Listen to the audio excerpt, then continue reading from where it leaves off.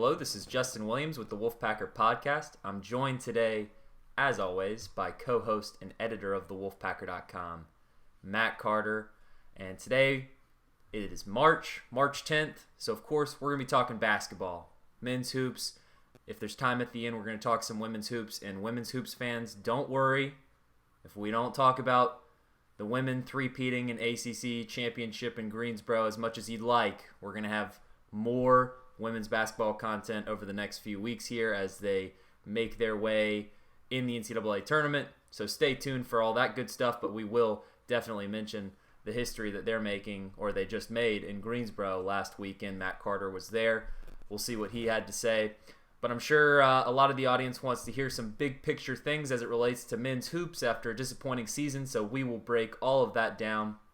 Before we do that, some quick reminders for the listeners and viewers at home. Please subscribe, rate, and review this podcast wherever you listen to us. We're on the Apple Podcast app, Spotify, Google Play, everywhere you listen to podcasts. Plus, you can always watch us on YouTube, where you should subscribe to our YouTube channel, give this video a thumbs up, and drop a comment while you're at it. Also, head over to thewolfpacker.com right now for a special deal that the On3 Network has going on. For just $1, you can get a year's worth of premium subscription to the On3 Network, which includes all the great work that's going on at thewolfpacker.com. So if you haven't already taken advantage of this deal, I'm sure many of you have, but if you haven't yet, please go over to thewolfpacker.com and take advantage of that special deal. For just $1, you're getting a lot in return. So, all right, Matt, it is ACC Tournament week. It is notoriously one of my favorite weeks of the year, although this week, ACC Tournament isn't exactly giving me all the warm and fuzzies as usual, and I think many NC State fans could probably relate to that feeling. You've got the men's tournament up in Brooklyn. You know, they're playing in front of Duke Syracuse is going on right now as we're recording this. It's probably the biggest attendance that Brooklyn has had all week, and I don't think they've even filled up the arena for that game, a Syracuse-Duke game in New York City. So maybe bigger problems on the ACC's hands for playing up in Brooklyn. But that said, another thing that isn't giving me exactly the warm and fuzzies is that NC State didn't even make it to Wednesday. It's been a while since... well, I guess it hasn't been too long, but it was the last season of Mark Gottfried where NC State played a one-and-done on a Tuesday at the ACC Tournament. So, Matt, NC State falls short of beating Clemson in the Tuesday, 10-15 game, 11-15 game. NC State was the 15 seed. You're on the West Coast, man. No. I'm not talking times. I'm not talking times. I'm talking seeds. Oh, I got you. Oh, yeah, 10-15. Yeah. No, that game was a 1:30 p.m. tip-off for me. So, but all that said, they come up short. Terquavion Smith, tough night for him. He's been NC State's leading scorer all season. He's been their go-to guy, particularly in certain times down the stretch in ACC play, to get some key buckets. He just could not get it going on Tuesday afternoon in the Barclays Center, and NC State falls short. So, Matt, anything to take away specifically from the ACC tournament outing, or should we just jump right into the big picture stuff and start talking about next season? Yeah, I would just say very briefly, because I think most people want to focus big picture ramifications of this year and what's going to happen, but I just think the game was kind of a microcosm of the season. They just didn't have the manpower, the talent available to really be competing against a pretty good Clemson team, mind you. I think that Clemson team probably a little better than his record showed, and they're healthy again now. And I think P.J. Hall, if he comes back next year, could be ACC Player of the Year potential. And so they just didn't have the horses, so to speak, and they competed. Wasn't necessarily pretty, but they were playing hard, down by 3, and just like a lot of other games, Clemson made a little run. I think it was an 8-0 run. The guy made 2 3-pointers, Nick Honor, who's a pack killer. made a couple of threes, and then Clemson did a good job keeping NC State at arm's length after that, and it's just how a lot of the season went. Earlier in the year, we're talking about why can't NC State close games? Why can't they close games? And as the season went on, you started to realize because they're probably not good enough. And other teams are more talented, and they're making plays when the game's on the line that NC State can't make. They're rising up, and NC State can only rise up so much. So, it was certainly a frustrating, disappointing, not pretty season. The game kind of played into that, but I think most people were ready. Not the players or Kevin Keatts, but I think a lot of the fans were ready to go ahead and get this over with and start turning the page to next season. Well, speaking of next season, we know that Kevin Keatts will be back next season. Boo Corrigan has announced that publicly. There's no debate. I know there are some out there that may wish otherwise, but that's not everyone. I still think Keatts has his fair share of support amongst the fan base, particularly if he can start next season on a high note with some non-conference games, come out the gate swinging. But, Matt, what does this team need to be good enough to win games in the ACC? Because, you can have an off year, okay? You can have an off year and say we just did not have the roster, the talent to get it done this season, and I think people can understand that. But you can't do it twice. So, where do you start with going into next season? Do you start with keeping some of these pieces around, or is there a particular need that you've circled that maybe NC State needs to go find in the transfer portal? Yeah, there's certainly some needs I think NC State needs to find, and I know Kevin Keatts has already kind of talked about some of these needs. And the hard part is that we're in silly season now, NC State. That's what we call it in college basketball. And you know me, I'm the old timer. I think college basketball has a lot of problems. One of them is the fact that we have something called a silly season. It should never be something that is literally called a silly season, and it is because it's silly. But we're in there, and the problem is you're trying to figure out your needs on the fly, right? You got to know what your guys are going to do before you can figure out what you're going to do. And you kind of have to do it at the same time because you have a limited window with the transfer portal. I think it ends, June 1st or July 1st? I can't remember the exact date of where it ends. And so it's tricky. I personally think that you have to start at the point guard position. That's me. Cam Hayes obviously struggled this year, really struggled with his shot. I think it affected other parts of his game. The assist-to-turnover ratio went the wrong way for him this year compared to last year. And part of the problem was there was no real competition at point guard. Shaquille Moore transferred to Mississippi State. Bouillon Pass wasn't really ready to take on that large of a role yet. And you end up having to play Darion Chebron at point guard, but that probably takes him away from a position where he might have been more effective. So I personally think they need to go out and look for a high-quality guy who could potentially start at point guard, preferably would start at point guard.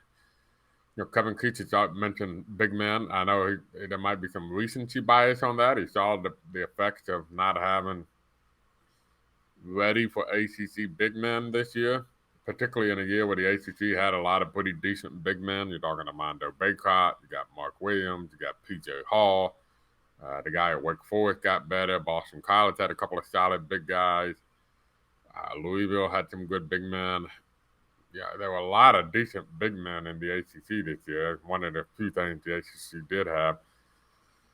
And so I know Kevin Keatts is looking at big men, and they've already reached out and kind of looked at one already from, I think, Lafayette. I forget his name. A 7-footer that hit the transfer portal. My ears have perked up. We need. When's the last time NC State had a legit 7-footer? Amir Yurtseven? I don't think he's not 7 foot, because I looked him up the other day for a Really? story I did. He was the Miami Heat have him listed at 6'11" Wow. for the record. So Wow. I don't know when the last legit 7-footer, but there are a lot of these on this team. But before you get there, right, you have to know what is Manny Bates going to do? What is Darion Sebron going to do? Or is Taquavion Smith certain to come back? Who else is going to transfer? Let's say Manny Bates does come back and E.B. Dewana is okay with being the backup big man, and you're bringing in a top 100 player in Sean Phillips. Do you really need to go get another big man in the transfer portal, or are you now better off and maybe focus more on the guards? So, all of that has to be answered. Like, we don't know what the needs will be without knowing who's coming back and who's not.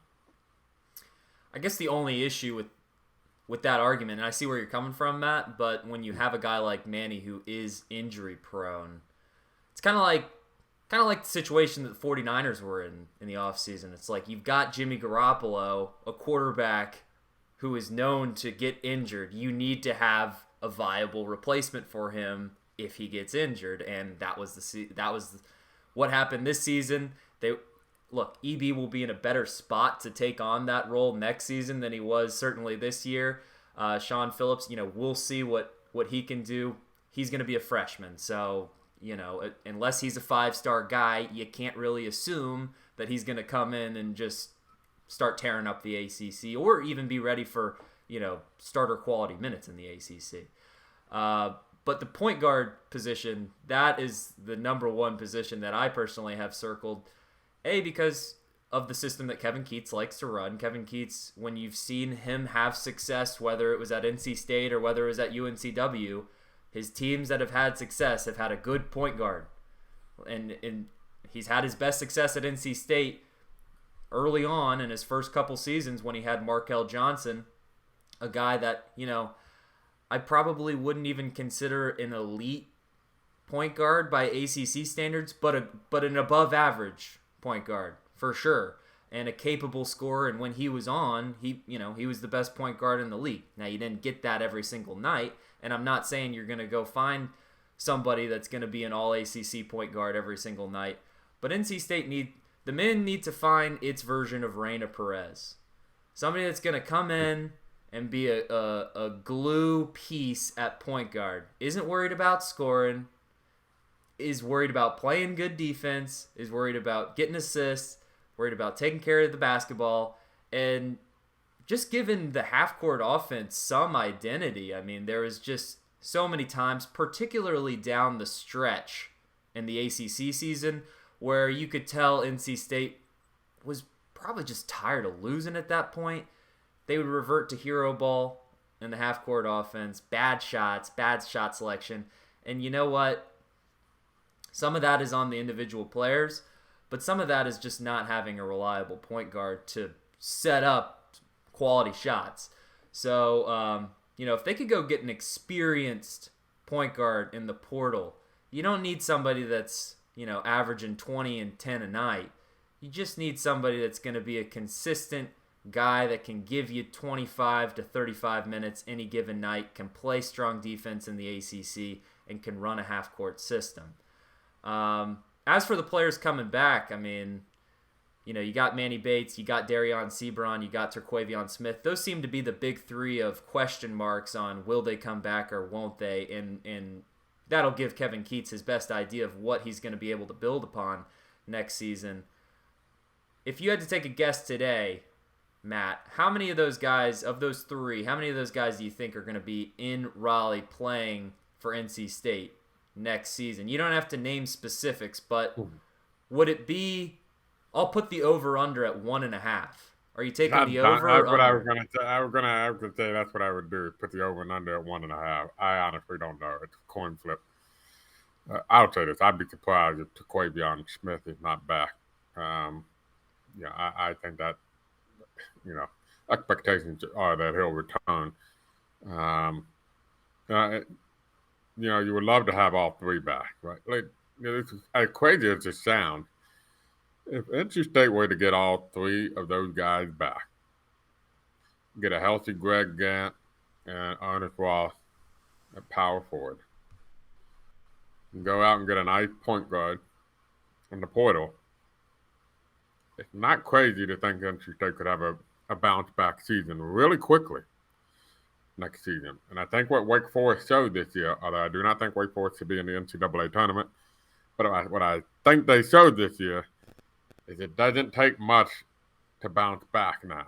We have entered the phase of college basketball where the year-to-year nature of the sport will allow for teams to have dramatic swings in wins and losses. And so, that would be the best case dream scenario. If you got all three back, you can go out and get a point guard. All of a sudden you can start finding some optimism for next season. I don't see that dream scenario happen. Like I said, I anticipate Jaquavion Smith will probably come back. I think the bigger question is Manny Bates. He participated in senior day festivities. Did that mean something? Kevin Keatts tried to say that don't read too much into it. We'll see. Darion Shebron would have been a senior this year if he had stayed on schedule coming out of high school. He'll be, I think, 22 years old in May, maybe. He might be ready to move on with his life and pursue professional opportunities that he probably would have. I don't know about Manny Bates' professional opportunities at this point. But here's another clue about at least where Manny Bates' head was going into the season. He was on the cover of the media guide along with Thomas Allen and Jericho Helms. What did the other two have in common? They were seniors. So that's a clear sign of what Manny Bates was anticipating to do after this season, and that matches up with what our sources were telling us. So, those two are the ones I probably watch more than the others. When Shebron says after the game, we'll talk about it when the time comes with coach and family. That's usually code for Peace be out. Prepared. Yeah, be prepared. And as you said, Manny did participate in the senior day. So we've had football players participate recently in senior day and end up coming back. But, so don't. We'll just wait and see. We'll just wait and see. Look, Sebron's not NBA ready right now. The one key piece that he's missing is the jump shot. But another year of college ball doesn't necessarily fix his jumper. There's only a certain capacity to fix the jumper, and maybe if he's the type of guy that a G League organization would want to invest in and try to work on getting a jumper, I could see him having those type of opportunities. If not, he could go make some money in Europe right now. And he's 22 years old, Matt? I think, don't quote me on that, but I'm pretty sure he'll be turning 22 in the near future. So he's the age of your typical senior, so don't be fooled by his redshirt sophomore class.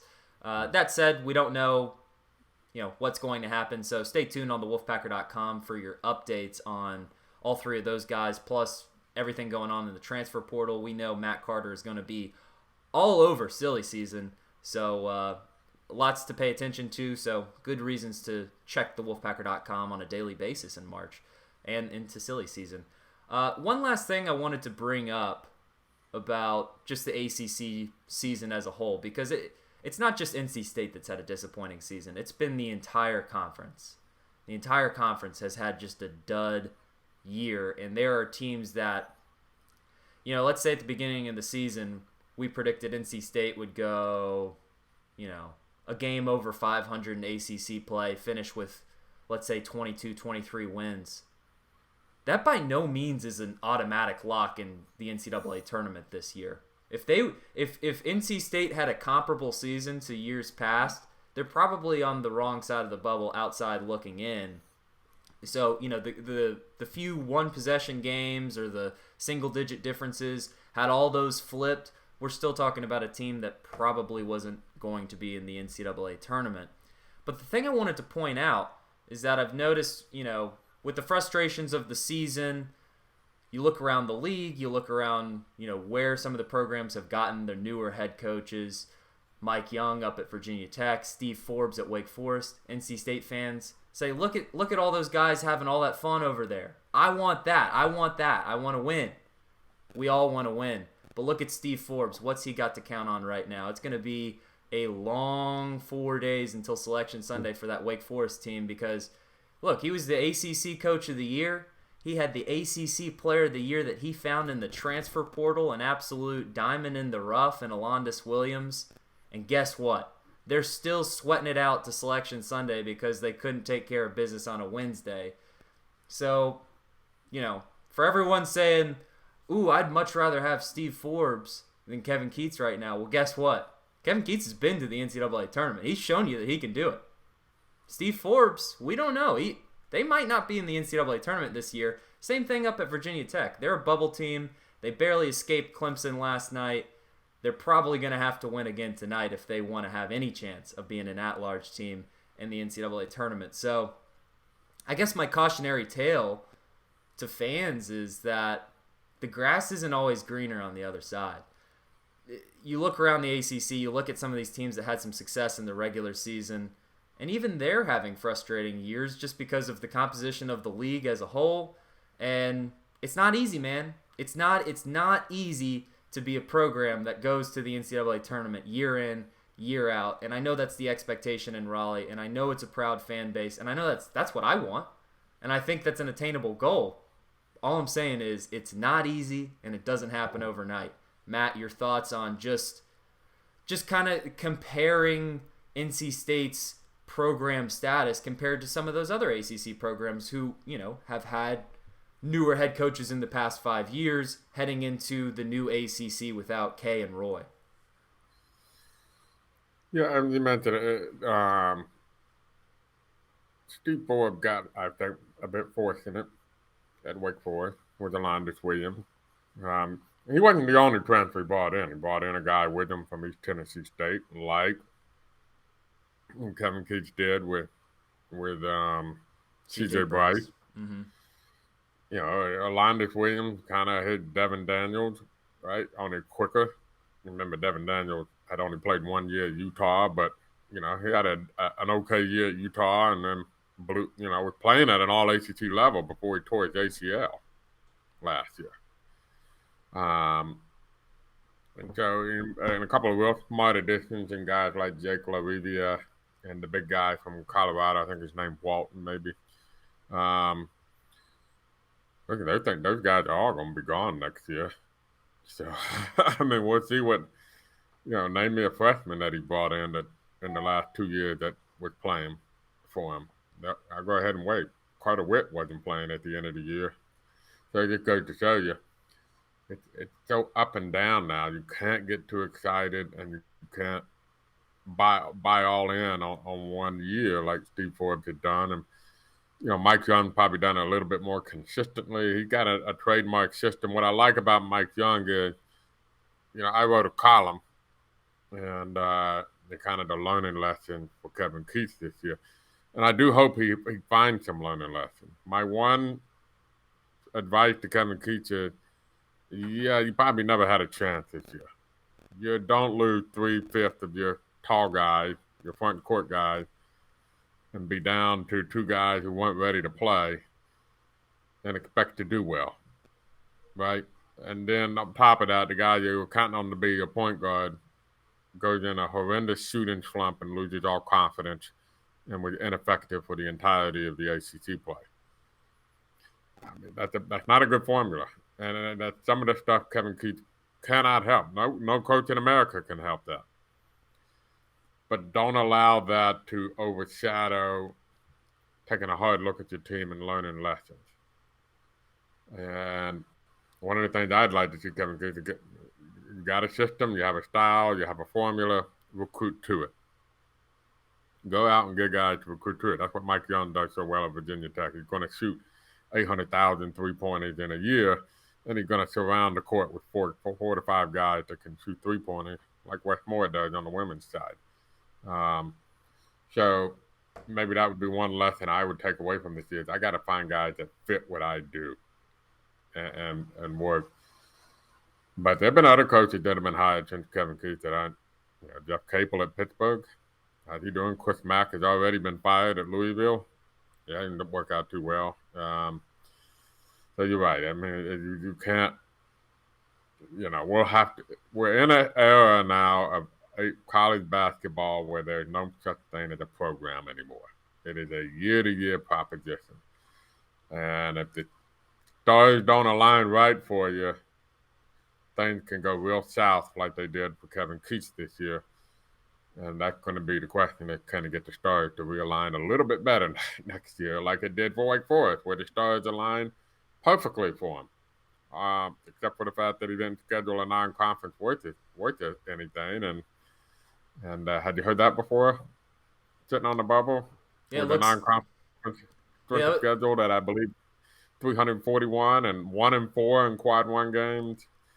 So, I think Wake Forest's record was somewhat a product of manufactured wins and a down ACC. But he also had the stars align well for him. And I think that's the key for Kevin Keatts. They did not align well this year. Can he get that changed? Quick note on that. You're referring to Keatts' second team in Raleigh. Of course, he made the NCAA tournament his first season at NC State.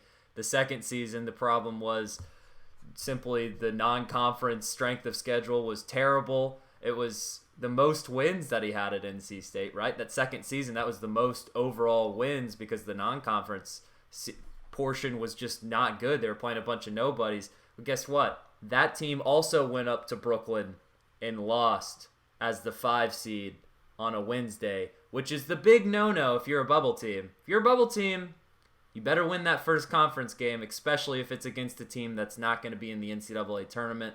NC State ended up paying the price, missing out on the NCAA tournament that season. We'll see what happens with Wake Forest, but very, very similar type of outcomes in terms of the second year Steve Forbes Wake Forest squad and second year Kevin Keatts NC State squad. We'll see where it goes from there. I think that's all I've got to say about the men's team. We've got more updates coming in the offseason. Is it safe to transition to a lighter note, Matt? I think so. So I want you to tell the audience how your experience went in Greensboro this past weekend, because the past 2 ACC Women's Basketball Championships, both won by NC State. Of course, NC State goes on to win their 3rd consecutive ACC Tournament Championship in Greensboro last weekend. The last 2, I was there. This one, you were there, Matt. Might have been the first time you've been through a full session Women's ACC Basketball Championship. Your thoughts on just the tournament atmosphere, particularly when you're watching these televised games up in Brooklyn, and you could probably make the argument that there are more fans at the NC State title game than there might be for this Duke-Syracuse quarterfinals game right now in Brooklyn. I enjoyed it a lot. I tell you, I really there's something about women's basketball game right now that reminds you of basketball at its best. And it may have that NC State, really. They're really good. You're almost starting to take for granted how good they are. And then 3 games, they were so much better than the 3 teams that they played. Partially because I should say Virginia Tech was shorthanded. Elizabeth Kitley got hurt, and another starter got hurt, and they were playing their 3rd game. The second game they played was an overtime game in which they had 3 young women play over 40 minutes, and another played 38 minutes. So Virginia Tech was really up against it, and you could tell in the 4th quarter they were out of wind. No more. There was no more gas left in the tank. Miami was somewhat similar situation. That was their fourth game, and by really the key was, really destroying Florida State in that first game, which basically allowed Westmore to get all of it. Nobody played more than 30. Nobody reached 30 minutes in that game. So he had a really rested squad playing 2 teams that were not rested. And, of course, Miami upset run, beating Louisville and Notre Dame, took out 2 really good teams for NC State to compete with. So the stars aligned, but the way that they were so much better than all 3 teams they played really stood out. But I loved covering it. I gained a few pounds thanks to the ACC's table, snack table of popcorn and candy and chips and ice cream bars and oh yeah. But it was good. It was good. I with the ACC tournament. I know financially it probably doesn't make as much sense to have it in Greensboro. But let's compromise and put it in Charlotte. How about that? I mean, that's probably the fair compromise of you still can assume a good attendance in Charlotte. It won't have the nostalgic kind of hometown family feel that Greensboro puts on it, but it will still give you good attendance and you can get the financial component of it. But Brooklyn isn't an ACC town. I'm sorry, it's not. And I know the ACC is different, but it's just not an ACC town. And Charlotte is a nice spot for it. So, but it was good attendance. I thought the NC State fans showed up very well. They block off. To be fair, they do block off the black curtain around the third deck of the Greensboro Coliseum. But seemed like every other seat was full. Yeah, I would have guessed it was about 90% full. I was wondering, are we going to get to the point where maybe they can start selling some of those tickets? So, and I'll say this too. One last thing, an observation I noted. Alyssa Cunane is obviously the face of the program, deservedly so.